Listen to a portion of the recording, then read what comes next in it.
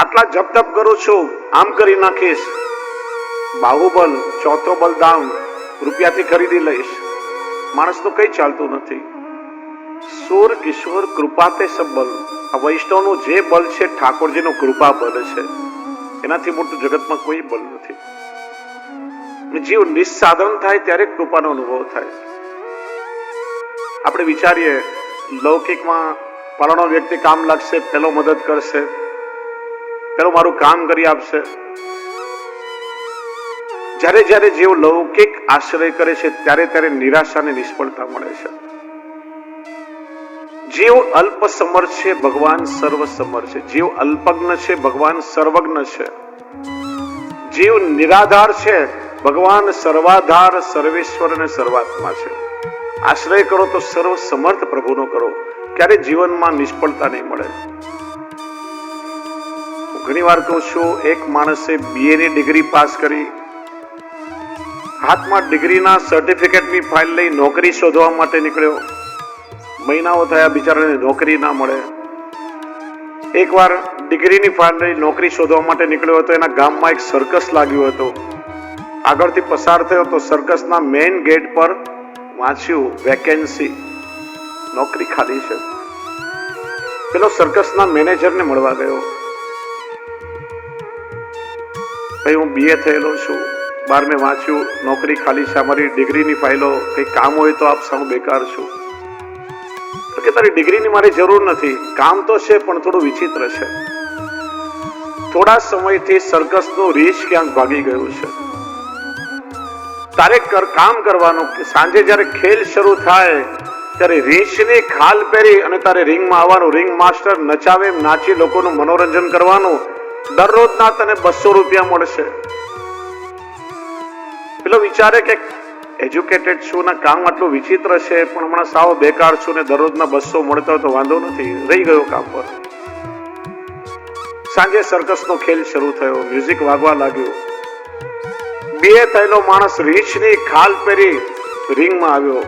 Ring master નચાવે, નાચે, લોકોનું મનોરંજન કરે, લોકો તાળી વગાડે. ત્યાં સામેથી સિંહનું પાંજરું આવ્યું. ગર્જના કરતો સિંહ ઉતર્યો. પેલો રીંછ ડરીને ભાગ્યો કે હમણાં 200 રૂપિયામાં મારો જીવ જશે. ત્યાં સિંહમાંથી અવાજે, ઉભો રે, તું BA છે, તું MA છું, તું 200 માં ગોઠવાય, હું 500 માં ગોઠવાયો છું. એવા સંસારમાં જેટલા લોકો છે આપણા જેવા અલ્પસમર્થ જીવો છે. પછી મહાપ્રભુજી સમજાવે છે કે આશ્રય કરો તો પ્રભુનો આશ્રય કરો, ક્યારે લૌકિકમાં કોઈનો આશ્રય ન કરો. ઠાકોરજીએ તે કૃપા કરી. પ્રશ્ન થાય કે ભગવાનને પોકાર્યા છે, હાથીએ ભગવાન પધારે અને મગરનો પેલા ઉદ્ધાર કર્યો. મગર પણ હુ નામનો ગંધર્વ હતો, એ શ્રાપથી મગરની યોનિમાં આવ્યો અને એને વરદાન મળ્યું કે પ્રભુ દ્વારા ઉદ્ધાર થશે. આ મગરે જ્યારે હાથીનો પગ પકડ્યો, હાથી પ્રભુને પોકારવા લાગ્યો. મગરે વિચાર્યું કે લાગે છે જાણે અજાણે પ્રભુના કોઈ ભક્તના ચરણ મારા મુખમાં આવ્યા છે, અને જે રીતે આ ભગવાનને પોકારી રહ્યો છે ચોક્કસ ભગવાન પધારશે. હવે મારા ભક્તના ચરણ છોડવા નથી. ભગવાન પધાર્યા છે દાસની વિનંતીથી, અને દાસાનું દાસનો ઉદ્ધાર ભગવાને પહેલા કર્યો છે. એ રીતે ઠાકોરજી કૃપા કરી. આગળ 6થા અધ્યાયથી સમુદ્ર મંથનની કથા કહી. ઇન્દ્ર રાજા હાથી પર બેસીને જઈ રહ્યા હતા. દુર્વાસા ઋષિ માર્ગમાં મળ્યા. વિચાર્યું દેવોનો રાજા છે, સન્માન કરો. પ્રભુની પ્રસાદી માળા ગળામાં પહેરી હતી, કાઢીને ઇન્દ્રને પહેરાવી. સત્તાના નશામાં છકેલો ઇન્દ્ર માળા કાઢી ગોળ ગોળ પહેરવીને ઘા કરી, હાથીએ પગ નીચે કચરી. આ જોઈ દુર્વાસા ઋષિને ક્રોધ આવ્યો. સત્તાના નશામાં ભાન ભૂલ્યો છે. આ પુષ્પ એ ભક્તોનું સ્વરૂપ છે, ને પુષ્પમાં લક્ષ્મીનો વાસ છે. તે ભક્તનો પણ અનાદર કર્યો ને લક્ષ્મીનો પણ અનાદર કર્યો. લક્ષ્મી વગરનો થઈ જા, દર દરની ઠોકર ખાઈશ ત્યારે ભાન આવશે. અસુરોએ આક્રમણ કરી સ્વર્ગ જીતી લીધો. દેવો ઘરબાર વગરના થઈ ગયા. જો વૈષ્ણવ પુષ્પનું સ્વરૂપ શું છે? જ્યારે શ્રી ગુસાઈજીએ શામદાસજીને માળાની સેવા સોંપી, વિચાર્યું કે આ પુષ્પનું સ્વરૂપ શું છે, જાણો તો સેવામાં વધારે રુચિ થાય. શ્રી ગુસાઈજીને વિનંતી કરી. શ્રી ગુસાઈજી આજ્ઞા કરી. શામદાસ પુષ્ટિ માર્ગમાં દરેક લીલા સામગ્રી બ્રજ ભક્તોના ભાવથી છે. આ કેવલ પુષ્પ નથી, પણ આ બ્રજ ભક્તોનું કોમળ મન છે, જે એક સૂત્રમાં પરોવી માળા સિદ્ધ કરી ઠાકોરજીને ધરાવે. પ્રભુના મન સાથે બ્રજ ભક્તોનું મન મળે, એ સેવાથી ઠાકોરજી પણ પ્રસન્ન થાય ને બ્રજ ભક્તો પણ પ્રસન્ન થાય. બીજે દિવસે સોય પરોવી રહ્યા હતા. પરિશંકા થઈ કે આ બ્રજ ભક્તોનું કોમળ મન છે તો સોય કઈ રીતે પરોવું. ફરી શ્રી ગુસાઈજીને પૂછ્યું ત્યારે શ્રી ગુસાઈજીએ કહ્યું, શ્યામદાસ, અહીં તો દરેક લીલા સામગ્રી લૌકિક છે, આ સોય નથી, સૂચિકા છે, દૂતી છે. એ બ્રજ ભક્તોના મનમાં જઈને સંકેત આપે છે, વધાઈ આપે છે કે કાલે પ્રભુના શ્રીઅંગનું સુખ તને મળવાનું છે. ઇન્દ્રએ ભક્તોનો અપરાધ કર્યો, લક્ષ્મીનો અપરાધ કર્યો. દેવો પ્રભુ પાસે આવ્યા. કહ્યું, એક જ ઉપાય છે કે સમુદ્ર મંથન કરો, એમાંથી અમૃત નીકળે, એ પીને દેવો અમર થાય તો જ અસુરોને જીતી શકે. અસુરોની સાથે મળી મંદ્રાચલ પર્વતને વલણો બનાવી, વાસુકી નાગને નેત્રો બનાવીને સમુદ્ર મંથન કરો.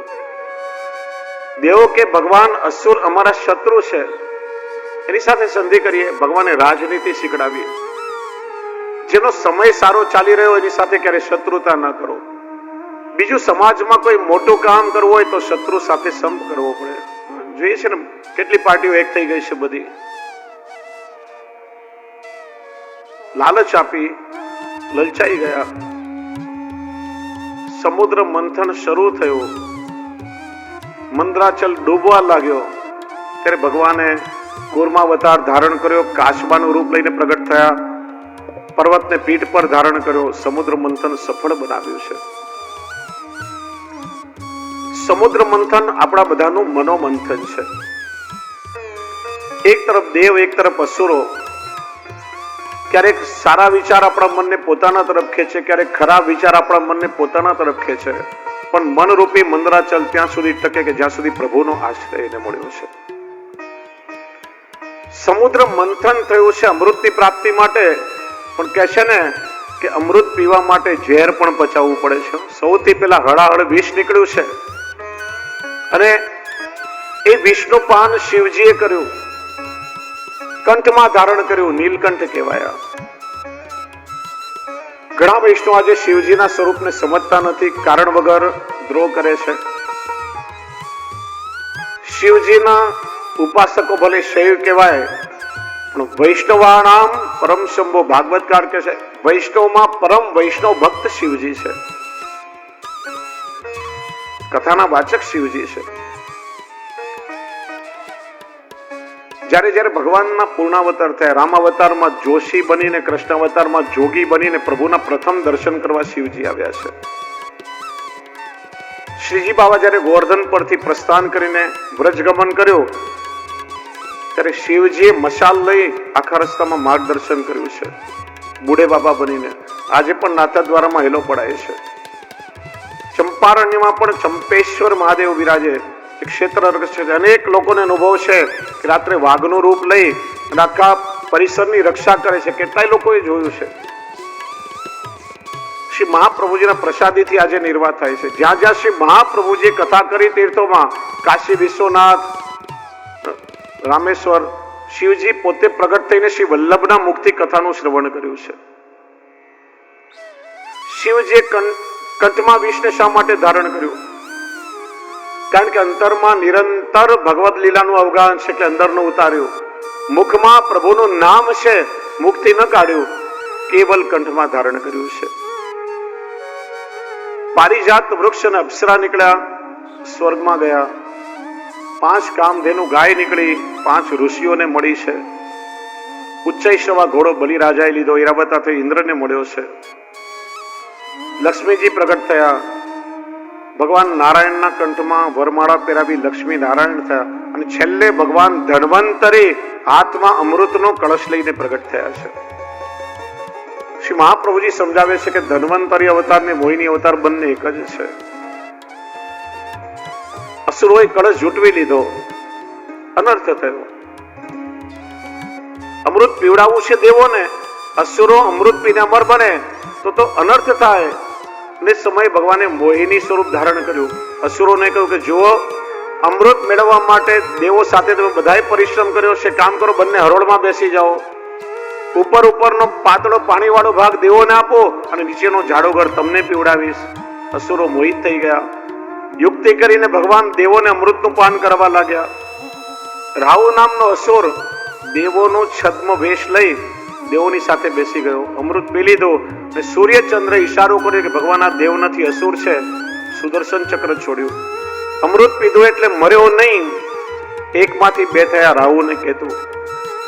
જોગ્રાફિકલ રીઝન ગમે તે હોય, ભૌગોલિક કારણ ગમે તે હોય, પણ એવી પૌરાણિક કથા છે કે સૂર્યચંદ્રે ફરિયાદ કરી એટલે પર્વ પર બદલો લેવા માટે ગ્રહણ લગાડે છે.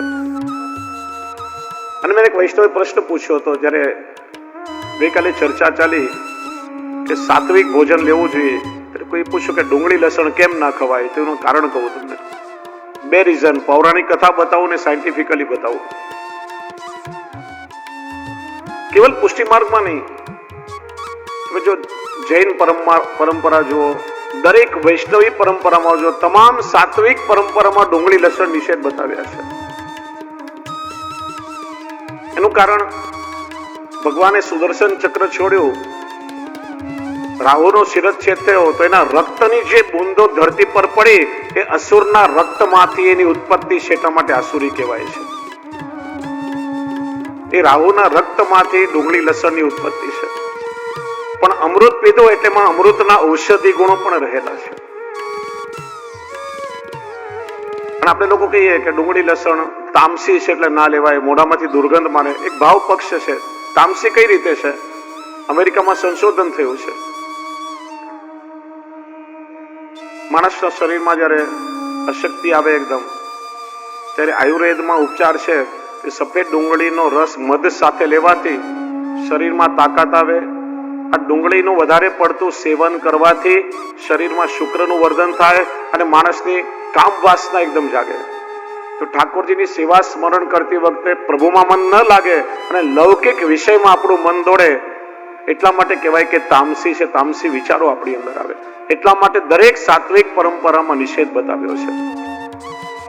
વૈષ્ણવ ક્યારે સ્વાદ માટેનું સેવન ના કરવું, ખાસ ધ્યાન રાખવું. આ બધી નિષિદ્ધ વસ્તુઓ બતાવી છે. તો રીતે ઠાકોરજીએ દેવોને અમૃત પીવડાવ્યું, ફરીથી સ્વર્ગ પર આક્રમણ કરી ઇન્દ્રએ સ્વર્ગ જીત્યું છે. 15મા અધ્યાયમાં બલિરાજાનું વૃત્તાંત બતાવ્યું.